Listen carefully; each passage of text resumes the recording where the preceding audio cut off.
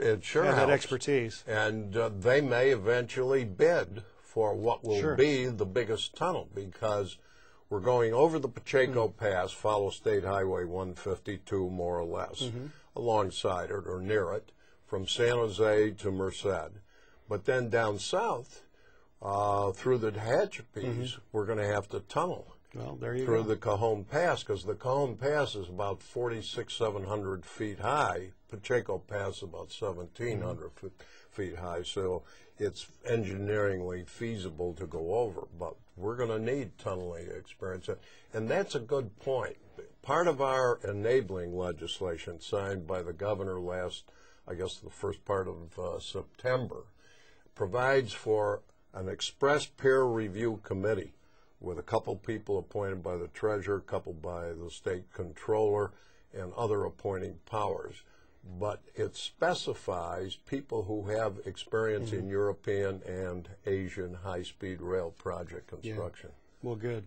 Now, the High-Speed Rail Authority has been around since it was latter 90s. I came on the city council in Diamond Bar in 1995, and I know it was shortly after that I started hearing about this High-Speed Rail Authority. I went to a few meetings back then, and at that time they couldn't tell us whether it was going to be maglev or steel on steel. It was technology neutral at that point.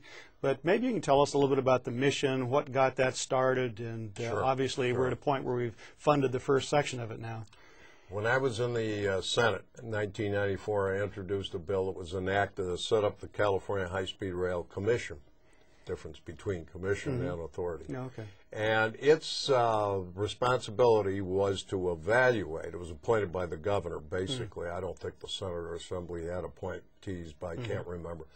To evaluate desirability and feasibility of high-speed rail in California. It reported to the governor and legislature about a year and a half later, said yes, yes to both questions, both desirable and it's feasible. I then introduced a bill that sets up the High-Speed Rail Authority, and that passed in 1996, so your memory is accurate. And the governor has 5 appointees, State Senate 2, and the Speaker of the Assembly 2, and those appointments were made in 1997. And they started developing a plan and preparing for activity which led to the 2002 legislation, putting that bond issue on the ballot in 2004, and then eventually it was on in 2008. Well, it's good to hear the history on this, because something that frustrates people is they vote for something and then they wonder, well, whatever happened to it? But these public infrastructure projects take a long time, don't they? They take time, and I have to tell you, Senator, I'm older than you, and I wish they didn't take so much time. I'm feeling pretty old right now with all these budget negotiations and everything else we've been doing. That you've been through, I know. We expect, I thought that we'd be able to break ground in 2010 on one or another segments of that first phase from here to, or from San Francisco to Anaheim. We're not going to be able to, because you need money to pay the engineers, and we don't have money, or we didn't have money, and so it's held us up to 6 months. So realistically, engineering could be finished in 2011, and we'll probably start on 1 or 2 segments. One segment might be Anaheim to Los Angeles, because Orange County Transportation Authority has already contributed about $7 million towards the engineering design for that segment. Well, that's good to know, and hold that thought just for a little bit, because the people that are watching Capital Connection are most likely from Southern California, near or in my district, which has a portion of Anaheim in it. So, you know, they want to know, everybody wants to know, well, how does this impact me? You know, maybe I want to go up to Sacramento, maybe I want to go to San Francisco, but can you ride this a short distance also? Yes, yes, you'll have what they call skip stops. So, for example, the time people always ask about, just because Los Angeles is the biggest city in the state, is how long will it take to go from Los Angeles to San Francisco? 2 hours, 38 minutes. Wow. Matter of fact, the law says it has to be no more than 2 hours, 40 minutes. Okay. But our engineers calculate 2 hours, 38 minutes from Union Station downtown to the new Grand Central Terminal in Anaheim that'll be open by that time. It'll take 20 minutes. If you're going San Francisco to Los Angeles, there'll be trains that don't stop. There'll be other trains that'll stop in Fresno.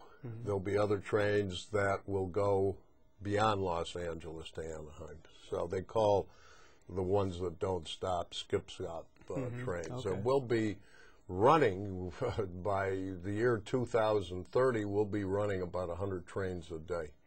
Now, from the Union, so you'll have Anaheim to Union Station, and that'll be probably one of the first legs. I think that'll be one of the first two legs. The other possibility or candidate is San Francisco to San Jose, because that's the only part of the alignment which we, the people of the state of California, own. And then the test track will be Merced to Bakersfield. Okay. Why Merced to Bakersfield? Because it's flat. So you'll be able to attain that 220 mile per hour speed, which will be our top speed. Now, I remember when I was talking to the French about their system and what worked, what didn't work, their suggestion was to build it in the high density population areas first, because that can help, get it established, get it successful, then you build from there and move out. So it sounds like that's the model you're looking at. That's the model, and Anaheim to LA is a strong candidate precisely because of that, and the same thing San Francisco to San Jose. San Jose's got about 1,200,000 people. Even Anaheim with Mayor Kurt Pringle has, I think, about 375,000 people.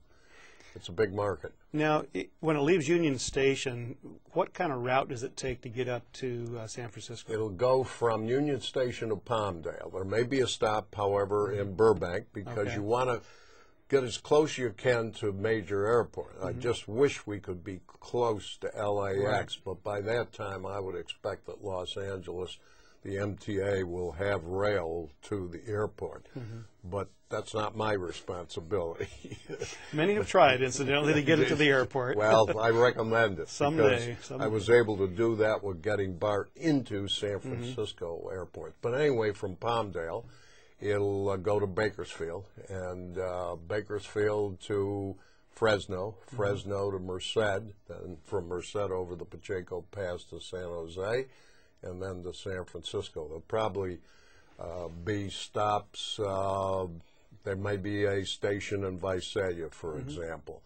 In the second phase, from Merced, it'll go north to Modesto, to Stockton, to Sacramento.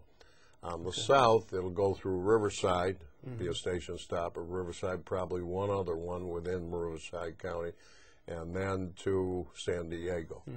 So that'll be another from Union Station out east to Riverside and then down to San Diego. Exactly.